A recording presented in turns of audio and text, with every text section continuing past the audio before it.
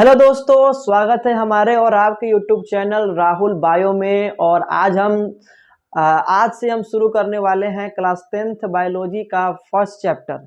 तो आज हम पढ़ने वाले हैं जैव प्रक्रम के बारे में और धीरे धीरे जो क्या करने वाले हैं कि इस चैप्टर के प्रत्येक टॉपिक को हम लोग 1 बाय 1 करके डिस्कस करने वाले हैं और सबको जो है पढ़ने वाले हैं। साथ ही साथ आपको प्रत्येक वीडियो के लास्ट में जो है जो पढ़ाया जाएगा उसका नोट्स भी दे दिया जाएगा।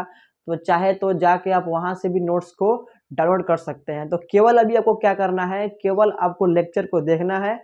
जब क्लास खत्म हो जाए तो पेन और कॉपी लेके बैठना है और प्रत्येक टॉपिक को क्या करना है कि आपको अपने नोटबुक में नोट कर लेना है। तो इस तरह से जो है आप घर पे बैठे हुए काफी आसान तरीका से और काफी बेहतरीन तरीका से जो है आप जो है पढ़ाई को कर सकते हैं। ठीक है, और जो भी आपको पढ़ाया जाएगा पूरा डिटेल्स में पढ़ाया जाएगा। और ये चैप्टर जो है कभी भी जो है एक वीडियो में खत्म नहीं होगा। इसमें जो है 10 20 30 जितना वीडियो लगेगा उतना वीडियो बनाया जाएगा और जिस प्रकार से क्लास में पढ़ाया जाता है धीरे धीरे करके वो सब जो है यहाँ पे पढ़ाया जाएगा। ठीक है, तो चलिए बिना टाइम वेस्ट किए हुए वीडियो को स्टार्ट करते हैं। तो सबसे पहले अगर बात किया जाए तो चैप्टर का नाम क्या है, जैव प्रक्रम। ठीक है, जिसको इंग्लिश में क्या बोलते हैं, लाइव प्रोसेस बोलते हैं। तो जैव प्रक्रम यानी कि कहने का अर्थ है ऐसा क्रिया जो किसी जीव के अंदर हो। ठीक है, ऐसा क्रिया जो किसी जीव के अंदर देखने को मिले और वो सारे क्रिया क्या करे, उस जीव को जीवित रहने में जो है सहायता करे। उन सारे क्रिया को एक साथ हम लोग क्या कहते हैं, जैव प्रक्रम कहते हैं। तो सबसे पहले आपको चैप्टर को समझना है तब जाके उसके बारे में पढ़ना है। नहीं तो ये ना कि पूरा चैप्टर का नाम समझ में नहीं किए और पढ़ाई शुरू कर दिए, चैप्टर खत्म भी हो गया लेकिन कोई पूछ दिया कि इसका नाम क्या है, इसका अर्थ क्या है, तो कुछ मालूम नहीं है। तो इसीलिए सबसे पहले क्या करना है कि आपको चैप्टर का अर्थ समझना है। जैव माने जीव और प्रक्रम माने प्रक्रिया, यानी किसी जीव के अंदर होने वाली प्रक्रिया को हम लोग क्या करेंगे, जैव प्रक्रम कहेंगे। और ये सारे जैव प्रक्रम जब हम सोए हुए रहते हैं, जब हम जो है जागे हुए रहते हैं, जब हम खेलते हैं, जब हम दौड़ते हैं, जब हम पढ़ते हैं, ये हमेशा जो है ये क्रिया जो है चलते रहता है। तो हम लोग बोल सकते हैं वो सारी क्रिया जो किसी जीव के अनुरक्षण में सहायता करे और जो उस जीव को जीवित रखने में सहायता करे, वो सारा प्रक्रिया क्या कहलाएगा, एक साथ क्या कहलाएगा, जैव प्रक्रम कहलाएगा। ठीक है, तो देखिए वो सभी प्रक्रम जो जो जीने के लिए आवश्यक है, जो जीने के लिए आवश्यक है, वो अगर प्रक्रिया अगर उस जीव के अंदर अगर नहीं होगा तो वो जो है जीव जो है जीवित नहीं बचेगा। तो वो सब क्या है, सारे जैव प्रक्रम है। ठीक है, तो अगर मुख्य रूप से देखा जाए तो हमारे शरीर में तो बहुत सारे क्रिया होती है, लेकिन इस चैप्टर के हिसाब से अगर देखा जाए तो जैव प्रक्रम 4 है। एक है हम लोग का पोषण भी एक हम लोग का जैव प्रक्रम है, यानी किसी जीव के अंदर होने वाला प्रक्रिया है। उसके बाद में श्वसन, श्वसन भी क्या है, एक जैव प्रक्रम है जो किसी जीव के अंदर होता है, ये भी काफी आवश्यक है। परिवहन, परिवहन भी क्या है, एक जैव प्रक्रम है जो किसी जीव के अंदर होता है। और उत्सर्जन, ये भी क्या है, किसी जीव के अंदर होने वाला प्रक्रिया है जो काफी आवश्यक है। अगर देखा जाए तो इसके अलावा 2 जैव प्रक्रम और भी है। तो एक का नाम है हम लोग नियंत्रण एवं समन्वय, ये भी जो है काफी आवश्यक है। और नियंत्रण एवं समन्वय जो है आपको नेक्स्ट चैप्टर में पढ़ना है। नेक्स्ट चैप्टर का नाम है नियंत्रण एवं समन्वय। ठीक है, उस प्रकार से अगर देखा जाए तो जनन भी एक जैव प्रक्रम है। तो जनन को जैव प्रक्रम हम कह भी सकते हैं, नहीं भी कह सकते हैं, क्योंकि जनन जो है किसी जीने के लिए, जनन का प्रक्रिया जो है किसी जीव को जीने के लिए आवश्यक नहीं है, लेकिन उसके अस्तित्व को कायम रखने के लिए काफी आवश्यक है। ठीक है, तो मुख्य रूप से जो है इस चैप्टर के हिसाब से क्या है, पोषण, श्वसन, परिवहन, उत्सर्जन, ये सारे क्या है, जैव प्रक्रम है। किसी जीव के अंदर होने वाला प्रक्रिया है जो क्या करता है, उस जीव को जीवित रखने में काफी आवश्यक है। ठीक है, चलिए, तो फर्स्ट है पोषण।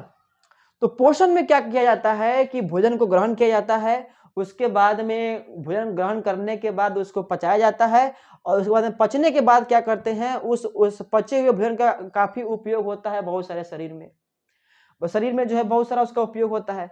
अगर मान लीजिए अगर कोई जीव भोजन ही ग्रहण ना करे, ना उसको पचा पाए, ना पचने के बाद उसका शरीर में उसका उपयोग हो पाए, तो क्या वह जीव क्या जीवित रहेगा? नहीं रहेगा। पोषण के बिना जो है किसी भी जीव को जीवित रहना जो है असंभव है।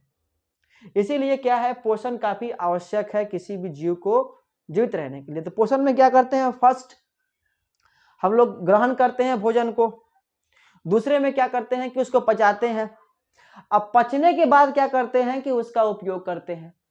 तो ये हम लोग को कहाँ देखने को मिलता है, ये देखने को मिलता है हमको पोषण में। उसके बाद में थोड़ा आगे बढ़ेंगे तो हम लोग का सेकेंड जो जैव प्रक्रम है, इसका नाम क्या है, श्वसन। तो श्वसन भी एक जैव प्रक्रम है जो किसी न किसी जीव के अंदर देखने को मिलता है, प्रत्येक जीव के अंदर देखने को मिलता है। तो श्वसन में क्या किया जाता है कि पचे हुए भोजन को ऊर्जा में परिवर्तन करते हैं। यानी जो हम लोग भोजन को जो पचा दिए हैं, यहाँ पे भोजन को यहाँ पे जो है भोजन को हम पचा दिए हैं, तो यहाँ पे जो भोजन पच गया है, उस पचे हुए भोजन, यहाँ पे ग्लूकोज देख रहे हैं, तो इस ग्लूकोज को क्या किया जाएगा, ऊर्जा में परिवर्तित किया जाएगा। तो ये हम लोग का श्वसन है। तो श्वसन में दो काम होता है, एक काम तो ये होता है कि पचे हुए भोजन को ऊर्जा में करते हैं परिवर्तित, और दूसरा काम यह होता है कि गैसों का आदान प्रदान हम लोग भी करते हैं श्वसन में ही। तो कोई जीव अगर सांसें नहीं ले रहा है, चाहे किसी भी जीव के शरीर के अंदर अगर ऊर्जा नहीं बन रहा है, यानी एनर्जी नहीं बन रहा है, तो क्या वह जीव जीवित रहेगा? नहीं रहेगा। तो इस हिसाब से क्या है, हम लोग का श्वसन भी जो है काफी अति आवश्यक है। उसके बाद में आगे बढ़ेंगे तो नेक्स्ट जो है हम लोग का परिवहन है। परिवहन इसको बोल सकते हैं, या इसको हम लोग जो है संवहन भी बोल सकते हैं। ठीक है, तो परिवहन या संवहन, जिसको इंग्लिश में क्या बोलते हैं, ट्रांसपोर्टेशन। तो हमारे शरीर में जो है बहुत सारे कोशिका है, और प्रत्येक कोशिका एक लेवर की तरह है। अगर प्रत्येक कोशिका को अगर ऑक्सीजन नहीं मिला, अगर प्रत्येक कोशिका को ऑक्सीजन नहीं मिला, अगर प्रत्येक कोशिका को ग्लूकोज नहीं मिला, अगर प्रत्येक कोशिका को प्रोटीन नहीं मिला, तो क्या वह कोशिका जीवित रह पाएगा? नहीं रह पाएगा। जब कोशिका जीवित नहीं रह पाएगा तो क्या ऊतक जीवित रहेंगे? नहीं, क्योंकि कोशिका के मिलने से ही ऊतक बनता है। जब ऊतक अगर मर जाएंगे तो क्या अंग बचेगा? नहीं बचेगा, क्योंकि बहुत सारे ऊतक के मिलने से अंग बनता है।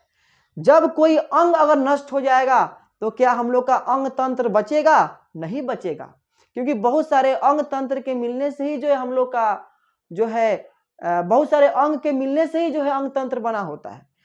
जब बहुत सारे अंग तंत्र नहीं रहेंगे तो क्या शरीर बचेगा? नहीं बचेगा, क्योंकि बहुत सारे अंग तंत्र के मिलने से ही जो है हम लोग का शरीर बना होता है, जैसे कि पाचन तंत्र, तंत्रिका तंत्र, श्वसन तंत्र, ये सब। तो यानी यहाँ पे क्या होगा, तो इसीलिए ये आवश्यकता है कि जितने सारे जो कोशिका हमारे शरीर में है, सबको जो है आवश्यक पदार्थ, जैसे कि अगर देखा जाए ऑक्सीजन, C6H12O6, ग्लूकोज, प्रोटीन, इस सब की आवश्यकता होती है। और इस सब को जो है वहां तक पहुंचाने का जो काम है वो क्या कहलाता है? परिवहन कहलाता है।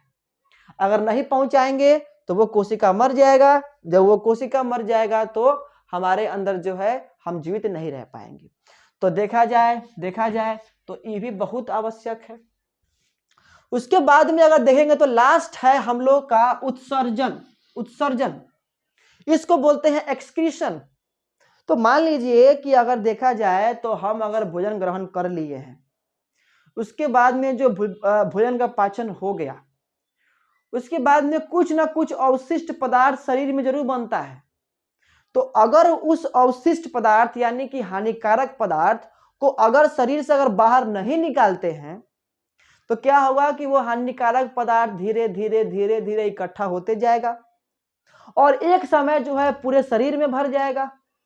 और इस कारण से क्या होगा कि उस हानिकारक अवशिष्ट पदार्थ से क्या होगा, उस व्यक्ति की मौत हो जाएगी। तो इसीलिए अगर देखा जाए तो उत्सर्जन भी जो है काफी बहुत ही महत्वपूर्ण प्रक्रिया है। इसमें क्या होता है उत्सर्जन में कि नाइट्रोजन युक्त अवशिष्ट पदार्थ, जैसे कि अमोनिया हो गया, जैसे यूरिया हो गया, तो इसमें क्या करते हैं कि नाइट्रोजन युक्त अवशिष्ट पदार्थ को शरीर से बाहर निकालते हैं। तो ऐसा प्रक्रिया जिसमें हम नाइट्रोजन युक्त अवशिष्ट पदार्थ को शरीर से बाहर निकालते हैं वो क्या कहलाता है? उत्सर्जन कहलाता है। तो इस हिसाब से देखा जाए तो पोषण भी आवश्यक है, श्वसन भी आवश्यक है, परिवहन भी आवश्यक है और उत्सर्जन भी आवश्यक है। अगर ये सारे क्रिया अगर हमारे शरीर में नहीं होंगे तो कोई भी जीव जो है वो नहीं बच पाएगा। ठीक है, तो ये सारे क्रिया जो है बहुत ही आवश्यक है और मुख्य रूप से देखा जाए तो इस चैप्टर में हम इन्हीं क्रियाओं को बारीकी से पढ़ने वाले हैं। सबसे पहले हम पढ़ेंगे पोषण किसे कहते हैं, पोषण को डिटेल्स में देखेंगे। उसके बाद में देखेंगे कि श्वसन किसे कहते हैं, श्वसन में क्या क्या होता है। उसके बाद में परिवहन के बारे में पढ़ेंगे। उसके बाद में पढ़ेंगे उत्सर्जन के बारे में। इस चारों टॉपिक को 1 बाय 1 करके जो है पढ़ना पड़ेगा, तब जाकर जो है हम लोग का जैव प्रक्रम जो काफी बड़ा चैप्टर है वो समाप्त हो पाएगा। तो चलिए, तो इस वीडियो में हम लोग इतना ही पढ़ेंगे। ये वीडियो मुख्य रूप से इस चैप्टर का इंट्रोडक्शन की तरह था और नेक्स्ट वीडियो में हम लोग जो है पोषण से शुरुआत करेंगे। चाहे कितना भी वीडियो बनाना पड़े लेकिन हम आपके लिए बनाएंगे और 1 बाय 1 धीरे धीरे अच्छे से पढ़ते हुए जो है अच्छे से देखते हुए सबको पढ़ेंगे। साथ ही साथ आपको डिस्क्रिप्शन बॉक्स में इसका नोट्स दे देंगे, वहां से भी जाके जो है आप लोग जो है इसको डाउनलोड कर सकते हैं और उसको जो है लिख भी सकते हैं। तो अगर ये आपको वीडियो अच्छा लगा हो तो वीडियो को लाइक करें, कमेंट करें, शेयर करें। साथ ही साथ हमारा जो चैनल है राहुल बायो उसको सब्सक्राइब जरूर कर ले, ताकि इसी प्रकार से वीडियो जो है आपको समय पे मिलता रहे। तो मिलते हैं एक नए वीडियो में एक नए टॉपिक के साथ। तब तक के लिए जय हिंद, जय भारत।